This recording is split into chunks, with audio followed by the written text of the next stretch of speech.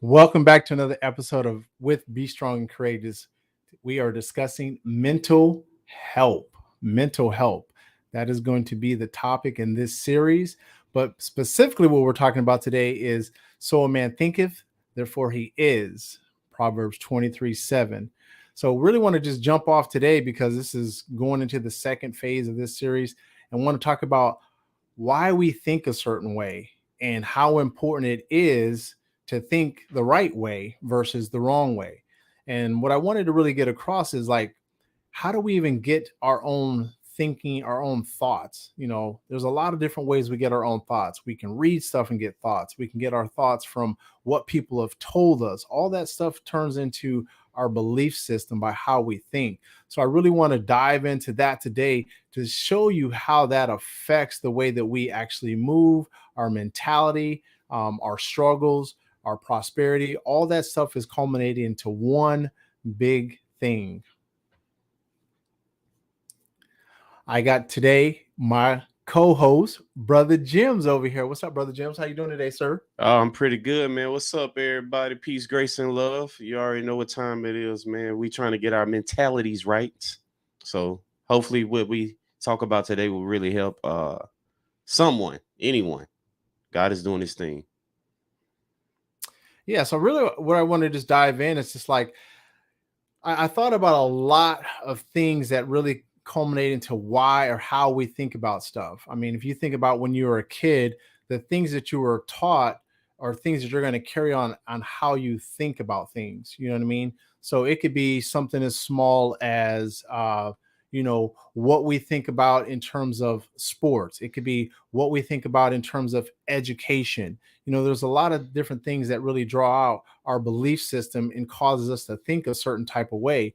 So all those things play a factor into our mental health, whether that be good mental health or bad mental health. So I really want to dive into what that looks like from a standard of our belief system from the time that we're childs or children until we are adults and what we actually carry around with us. Brother Jim's, Talk to me, man. What's up? Brother Jim's, when we talk about what you think about stuff, what are your thoughts? I'll give you an example. So what were you told, keyword, what were you told that made you have a specific thought pattern about, let's just say, education, school? Yeah, man. You know, I think in America, like cause education is so big, going to college and things like that. Even though we grow up, well, I grew up poor in a sense, like in a poverty area and things of that nature. Education was important, but it wasn't pushed like very hard. But what I was told is like you get an education, you go to college, you get a job, things of that nature. That was the resounding things that I heard growing up, I would say. Okay. And what did you think about yourself as an individual in terms of your level of intelligence, in terms of what you actually thought about yourself when it came to education or just your IQ? Man, honestly, bro, I I never even studied in school, man. Like it's funny because I realize now, but back then it was not important. Education wasn't important. Taking a test wasn't important. Doing home, coming home, doing homework, none of that stuff was important. But it's weird because when God just give you certain gifts or ways to understand things, you can go in there, ace a test, or get a good C or something like that. So it's funny that education wasn't pushed hard or anything like that, but I was able to still graduate with an 85 average. So let me ask you this. Do you consider yourself a smart person? N- to on to In some areas, I honestly consider myself more wise now.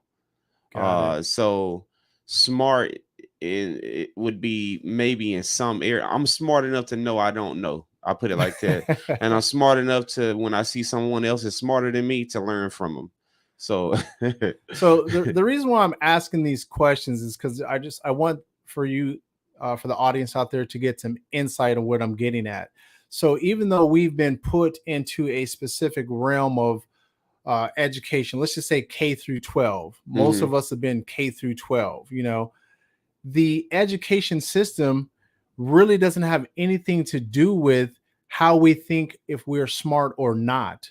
There's a lot of people that believe that they are intelligent, that they're smart, who haven't had education that's even made it through high school or made it to college. So the point that I'm getting at is our thought process and what we think about ourselves is a lot more than some of the formal things that you would think. Let me Mm-hmm. give you an example how powerful the brain is.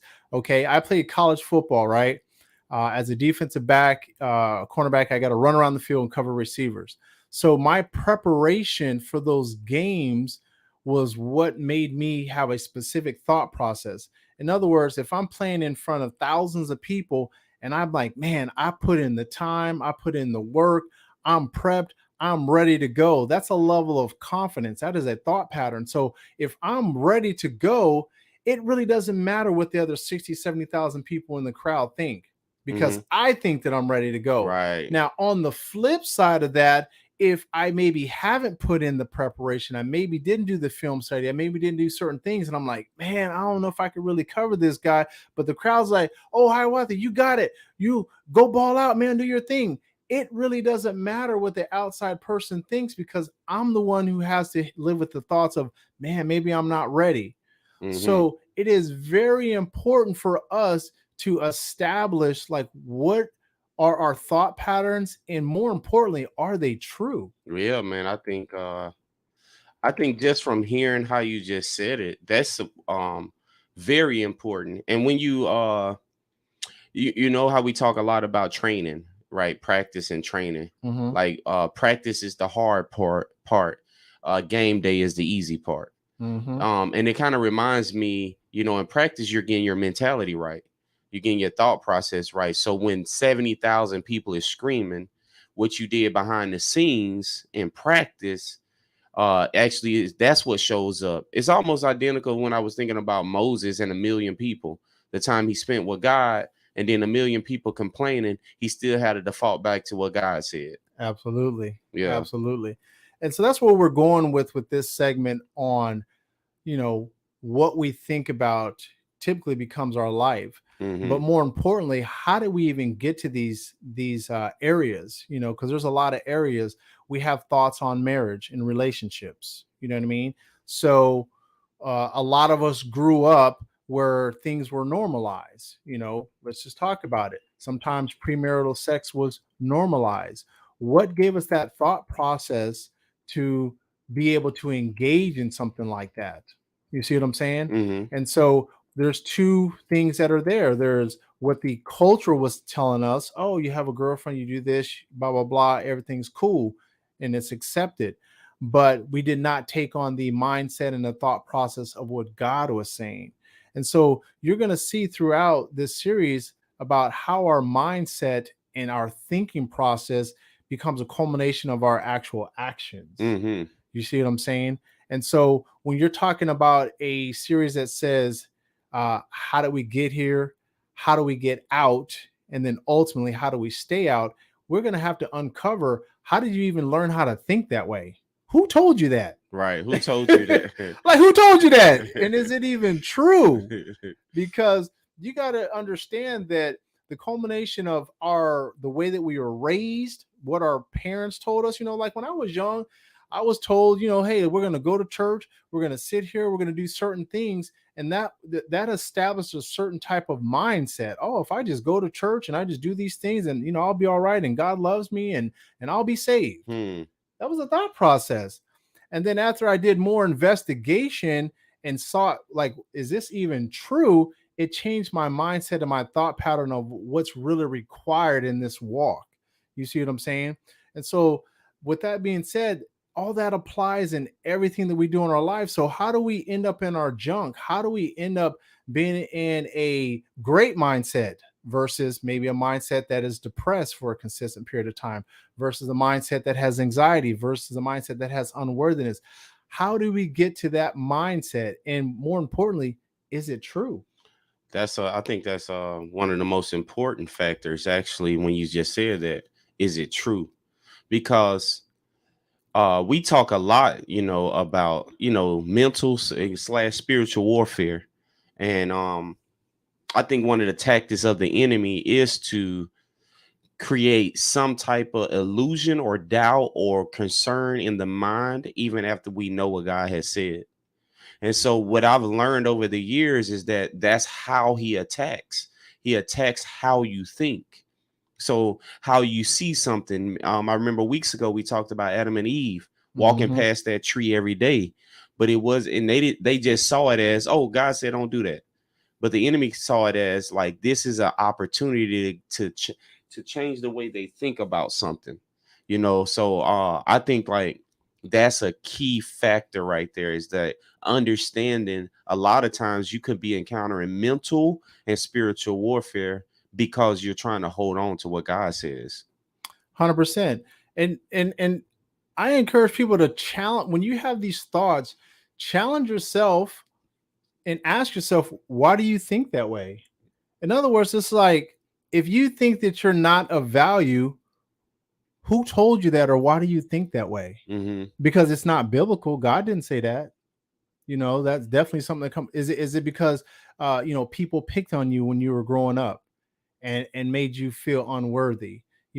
Was it some other trauma in your family history that happened to you that made you feel unworthy? You have to challenge these thoughts of why I feel a certain type of way. You see Mm-hmm. what I'm saying? Because I think sometimes we just take on stuff and we don't ever even challenge, like, why do I even say that or feel that way about myself? That's right. Because unfortunately we will listen to the outside world in terms of we unfortunately we live in a society where we actually do care about what people think, what I'm saying, in terms of like what they actually think about you. And I always say, like, you have to give somebody permission to even offend you, Very true. because that means that you actually have to, if they say something to you, you actually have to be in some type of agreement with that statement. Right. And it's just like, is it even true? And we get ourselves so locked in, and we get ourselves in these different mindsets, and we don't even know, we've never even asked the question, is that even true, and why do we think that? But more importantly, what does God say about it? That's probably the most important thing, is like, test everything about what God says, because the culture is going to tell us all type of stuff that is not accurate when it comes to what God wants for our lives. So those are the things that we have to really investigate and say, why am I thinking the way that I'm thinking? You know. So let me ask you this question, Brother Jims. Mm-hmm. It's like, do you think that you're good at the game of basketball? You think you're a good shooter? I'm asking this for a reason, for those who was on I'm our last decent. trip. Okay. I'm decent. So Brother Jims and I have played the game of basketball with some other brothers of ours, Mm-hmm. and he's confident in his shot, which he should be. Okay. But my question is to you is, I'm getting at something when it comes to your mindset. What gave you the mindset that know that you could hit shots?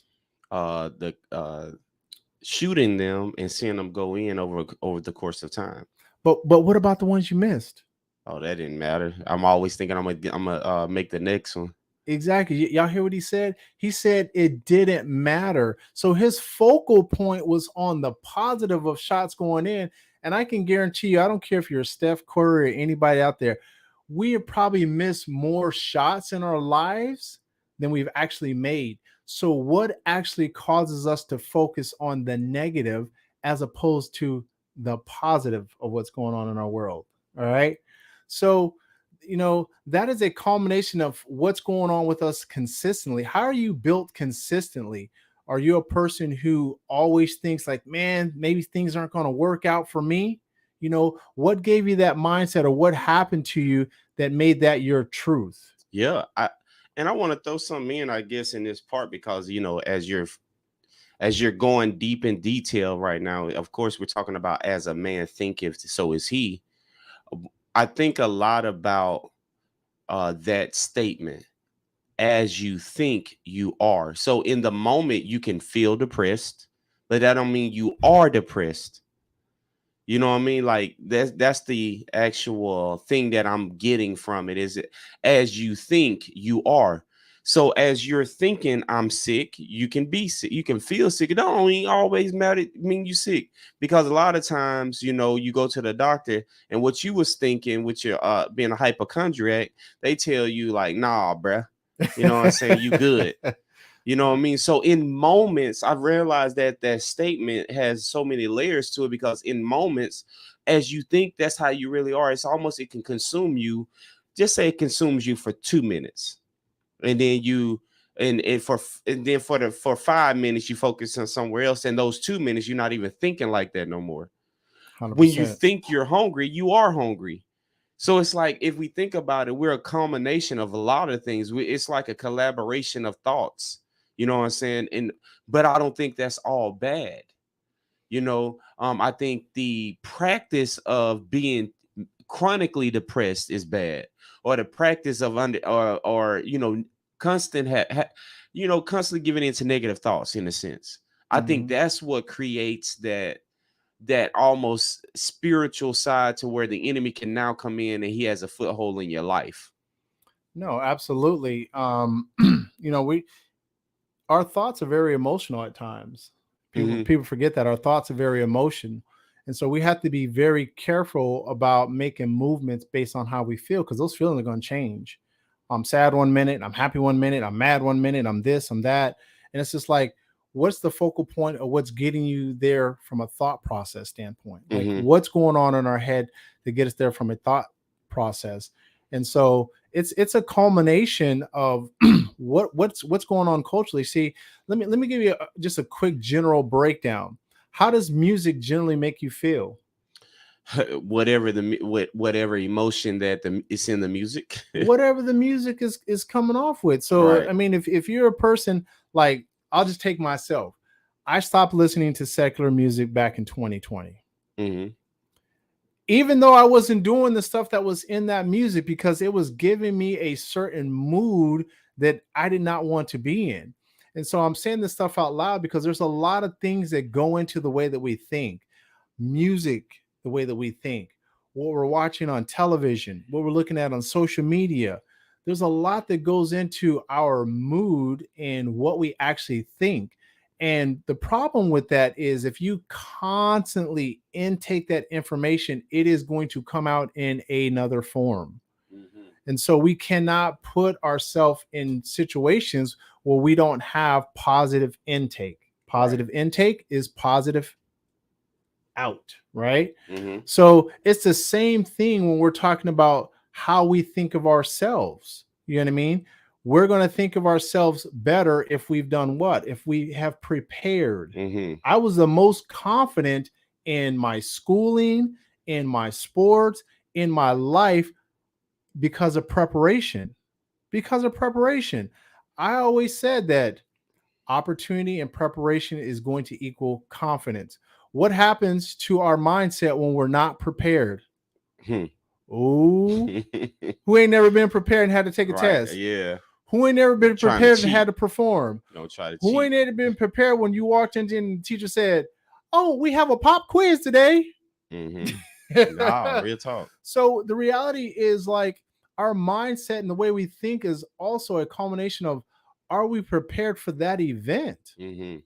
You know what I mean? And being able to, I talked about it in our first episode, like what happens when you show up and you can't rise to the occasion and now you got to revert back to training. You see what I'm saying? Yep. What does that do to your mindset? Or do you carry your mindset of, hey, I am prepared for this particular thing in my life, whatever that may be? Are you prepared to be in a healthy relationship? Mm. Mentally, let's just be honest. Are we prepared? You know, are we a person who is selfless? Are we a person who thinks of the other person first?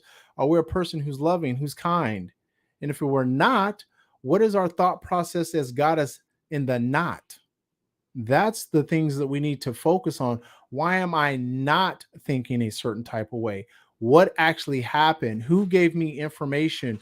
What did I actually read? What did I actually read that I took on a belief system that made me be in a situation where it's like, okay, I think a certain type of way. You see what I'm saying? And so we really have to challenge and investigate, why do I have these thought process? Even the Bible says take every thought captive. Does it not? It tells us to take every thought captive. But a lot of times we'll just go with the flow because what? Because culture said that this is the way it's supposed to be. Who established that rule? And why are we abiding by that rule? You see what I'm saying? And so we have to really challenge ourselves in our thought patterns and what we're trying to do out here in the real world in terms of getting ourselves out of these bad mental states when they come. You know, it's okay to be mad on occasion. That is a human experience. To be sad, that is a human experience. You know, to be all these things, a lot of times that is a human experience. What we don't want to do is be sustained in that state of mind for long periods of time, because it's like, okay, what's actually going on here? Am I feeling some type of way? Am I mad? Am I depressed? Am I sad because I'm entitled, because I'm prideful, because I'm this, because I'm that?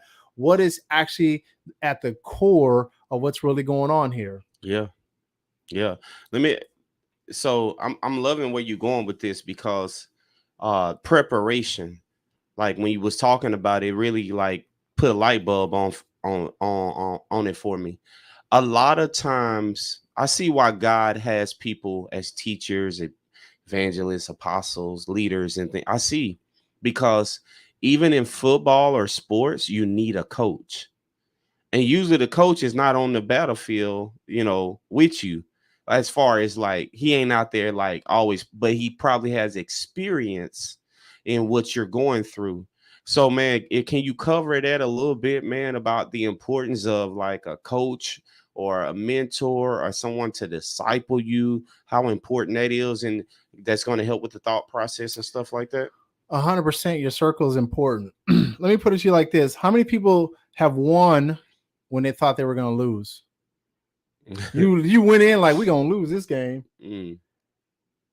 Not very many people can win like that. Right. And it's just like, it's the same thing about like, if you feel like you're going to win, more times in life you're going to win. If you feel like you're going to execute, more times in life you're going to execute. So going back to what you were saying in terms of having a good coach or a good mentor, there's been times when, I'll just use myself an example because I have a big sports background. There's been times when we've been in tight games and I'm like, man, this junk is hot. It's hard. And when my coach come and say, you guys are built for this, you're ready for this, you put the time in, you're in better shape to them, you're going to push through, we're going to win this game. He was reinforcing and reminding us what we had already prepped for. That's what's so important in having a great mentor, because if you have a good mentor, you got good brothers and sisters around you. They're going to encourage you to remind you what did God really say in these types of situations. That's how important your thinking process is in terms of your ability to execute or do well, or your ability to struggle and have to tough it out. You see what I'm saying? Right. So it is so important to have a great mentor, a coach, someone who can speak life into you, someone who could give you a perspective when you're in your own junk and you can't get out of your own way. That's what coaches do. They can draw up plays, but a lot of times they're trying to make sure that your mindset is where it's supposed to be based off of what's being said to you and what you've actually trained to do. It reminds me of, I'm gonna give two examples. A lot of times when you get like when people go on a run, just in the NBA or anything of that nature, when someone goes on a run, the coach calls a timeout, because it's like, man, these boys got momentum. You know what I'm saying? They killing us right now. They killing us on the glass. They killing us, you know, all these things.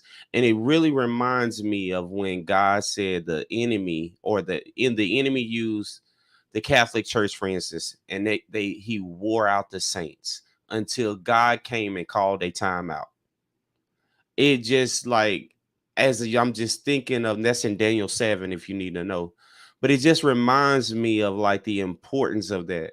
Like the coach can see you getting demolished and say timeout. And then a lot of those timeouts, you come out and execute stuff the coach is saying, you get the momentum back. It's so funny how sports is so connected to the spiritual realm of how God.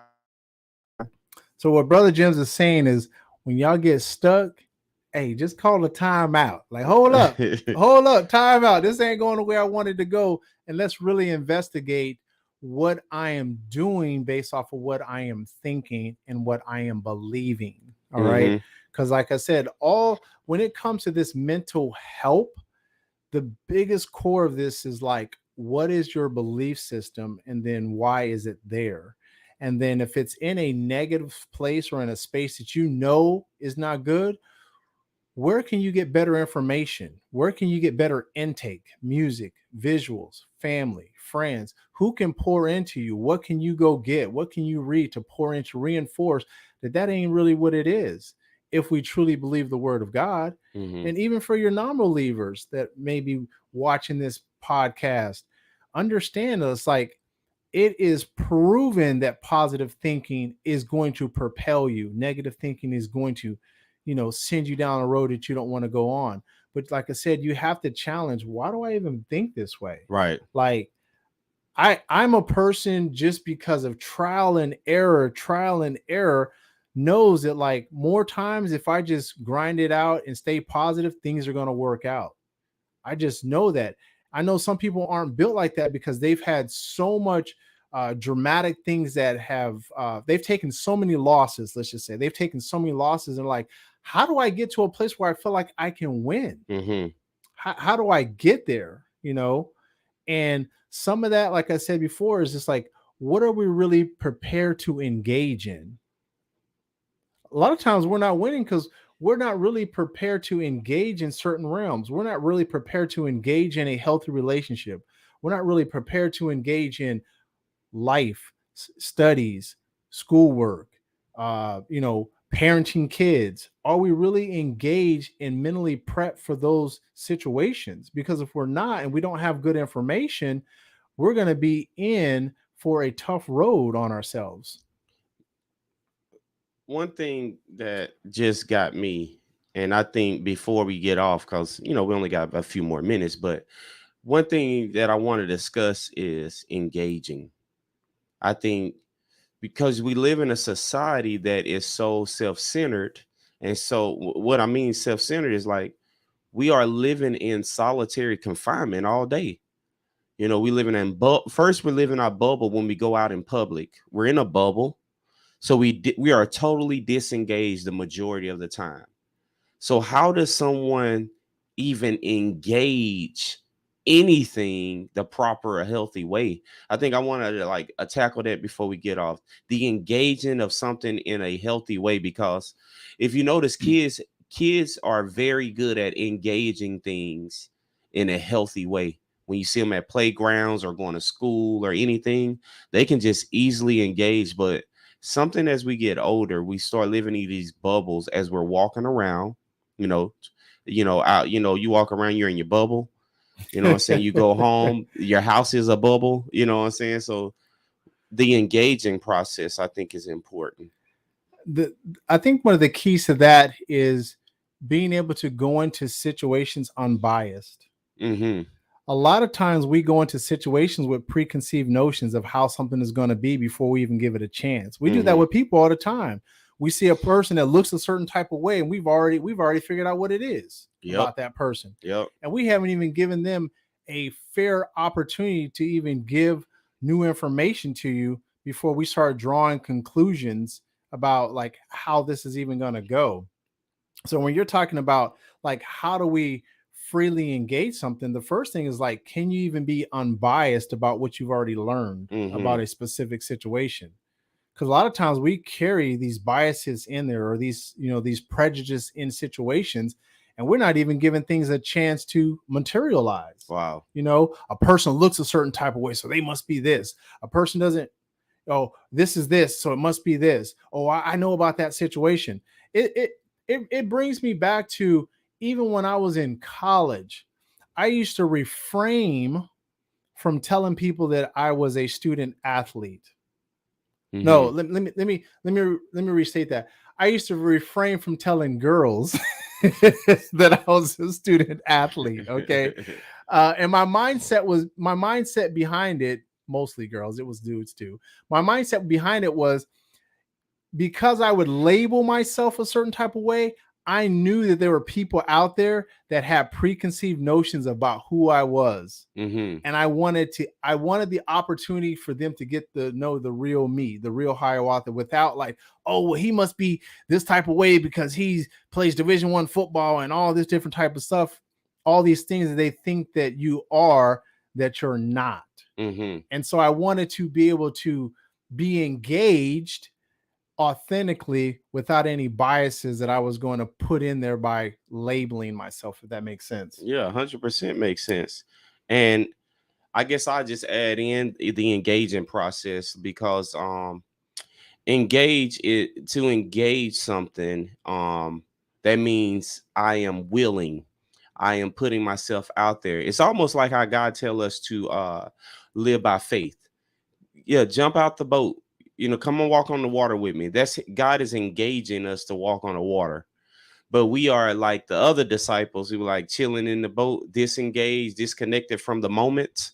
And I think that is highly important to be connected to moments and engaged in moments, because that's where God is able to do the healings, the miracles, the deliverances, and the things like the engagement of moments. And I think that makes us all around healthy individuals. And the reason I said that is because as you think you are. So if you think, it's me, myself, I, if you think these kind of ways, you are disconnecting and disengaging yourself from like the healings, the miracles, the education, the knowledge, wisdom, understanding God want to give us. So I think when you just said that, that was highly important. But that's all I got, man. You can go ahead and close this out, man. If you have any last words on this episode, bro. Yeah, I mean, the biggest thing is be careful where you get advice from. And when I say get advice, it doesn't even have to be from a person. It can be from a book, it can be from a show, it can be, in other words, be careful where you get your information from. And when you get information, don't just take it for where it's at. Like you need to discern and find out, like, is this even accurate? Especially when you're going to apply it to yourself in your situation. Like, you have to really be honest about, where am I at in my life? Where am I at in my efforts? Where am I at in my efforts when it comes to things? It's just like when I'm talking about taking advice, like I'm probably not going to, take advice on relationships from a person who has struggled their whole life in relationships. Mm-hmm. You see what I'm saying? Because I could be taking in information and now I'm running with that. And is that going to help me in having a good mindset when it comes to relationships? No. Just like you wouldn't take financial advice from a person who's not being financially strong and hasn't been successful in that areas. So when I'm saying, when the Bible is telling us to take all thoughts captive, it's just like we have to grab those thoughts and it's like, is this accurate? Where did this information come from? Is it true? And does it really apply to me? Mm-hmm. You know what I mean? Is it just, or am I just a product of my past experiences? Am I a product of my past experiences? It's just like, if I see other kids out there when I'm a kid riding a bike and they can be successful, why should I say that I can't be successful if I already see people doing it? Mm-hmm. So we know that it's possible. So why would we ever dwell in the realm of impossibility in terms of some of the areas that we put our mindsets into? Yeah. You see what I'm saying? Because we know it's possible. So it's just like, seek out those things that are actually possible to help us get in that right mindset. Mm-hmm. But yeah, that would be my encouragement for y'all. So once again, thank you for another episode joining us, me and Brother Jim's over here. We did this podcast. I appreciate y'all listening in on an episode on mental health. When it comes to our mental health, how did we get here? How do we get out? And how do we stay out? Appreciate y'all. Peace, love, and grace.